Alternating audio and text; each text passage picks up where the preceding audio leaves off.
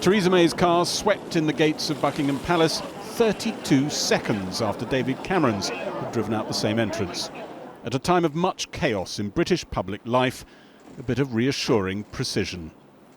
At around 5:30 this afternoon, with a low curtsy, Theresa May met the Queen and took office as Prime Minister. Britain's 54th Prime Minister then drove back to Downing Street with her husband, Philip. In front of her new home, she promised her government would be dedicated to social justice. If you're from an ordinary working class family, life is much harder than many people in Westminster realise. You have a job, but you don't always have job security. You have your own home, but you worry about paying the mortgage. You can just about manage, but you worry about the cost of living and getting your kids into a good school. If you're one of those families, if you're just managing, I want to address you directly. When we take the big calls, we'll think not of the powerful, but you. When we pass new laws, we'll listen not to the mighty, but to you. When it comes to taxes, we'll prioritise not the wealthy, but you. When it comes to opportunity, we won't entrench the advantages of the fortunate few. We will do everything we can to help anybody, whatever your background, to go as far as your talents will take you. We are living through an important moment in our country's history. Following the referendum, we face a time of great national change. And I know, because we're Great Britain, that we will rise to the challenge. As we leave the European Union, we will forge a bold, new, positive role for ourselves in the world. And together, we will build a better Britain. Her short speech conveyed a sense that the referendum is not just about Europe, but a revolt against the elites who've had it too much their own way. Theresa May must now try to deliver something that satisfies those who are disadvantaged and those who just manage. Earlier, David Cameron went to the Commons for his last Prime Minister's questions. Watched from the public gallery by his wife and children, he was cheered to his seat by Tory MPs. He congratulated Theresa May and mocked Labour. First of all, let me say at the dispatch box how warmly I congratulate the Home Secretary on becoming leader of the Conservative Party. And when it comes to women Prime Ministers, I'm very pleased to be able to say pretty soon it's going to be 2-0. Even in his darkest hour, the colossal failure of losing the EU referendum, tipping him out of office. The state of the Labour Party in total disarray gave David Cameron political cover. Let's just take the last week. We both have been having these leadership elections. We got on with it. We've had resignation, nomination, competition and coronation. They haven't even decided what the rules are yet. Jeremy Corbyn recalled David Cameron saying that his mother thought the Labour leader should smarten up his appearance. I'd also like him to pass on my thanks to his mum for her advice about ties in suits and songs.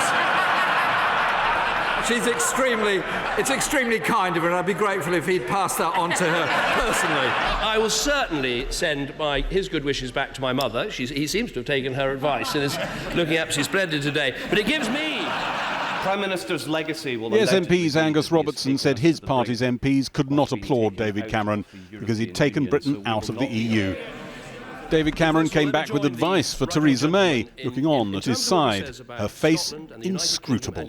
My advice to my successor, who is a brilliant negotiator, is that we should try to be as close to the European Union as we can be for the benefits of trade, of cooperation and of security. How closely she follows his advice is one of the central questions facing the country. Now he's just a backbench MP. The last thing I'd say is that you can achieve a lot of things in politics. You can get a lot of things done. And that, in the end, the public service, the national interest, that is what it's all about. Nothing is really impossible if you put your mind to it. After all, as I once said, I was the future once. Tory MPs stood to clap. Most of the opposition stayed in their seats, clapping. Theresa May said to David Cameron, "Look at the public gallery." There was an unprecedented standing ovation happening in the visitors' area, so he waved at them.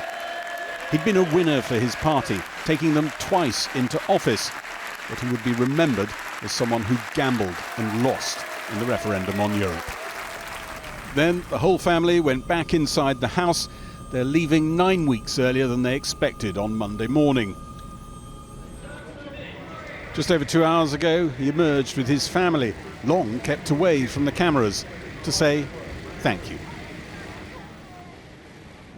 I want to thank my children, Nancy, Elwyn and Florence, for whom Downing Street has been a lovely home over these last 6 years. They sometimes kick the red boxes full of work. Florence, you once climbed into one before a foreign trip and said, "Take me with you." Well, no more boxes. And above all, I want to thank Samantha, the love of my life. You have kept me vaguely sane, and as well as being an amazing wife, mother and businesswoman, you have done something every week in that building behind me to celebrate the best of voluntary service in our country. We will shortly be heading to Buckingham Palace to see Her Majesty the Queen, where I'll tender my resignation as Prime Minister. And I would advise Her Majesty to invite Theresa May to form a new administration. I'm delighted that for the second time in British history, the new Prime Minister will be a woman, and once again, a Conservative. I believe Theresa will provide strong and stable leadership in fulfilling the Conservative manifesto on which we were elected, and I wish her well in negotiating the best possible terms for Britain's exit from the European Union. And as we leave for the last time, my only wish is continued success for this great country that I love so very much. Thank you.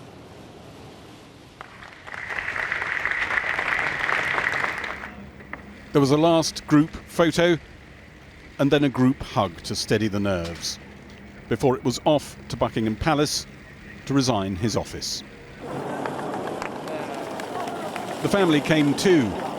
Less than 3 weeks ago, they thought they had 3 or 4 more years in Downing Street. But that was before Britain voted for Brexit. That word now his epitaph. He'd warned us it would be a calamity. For many, it is a scary journey, and it happened on his watch.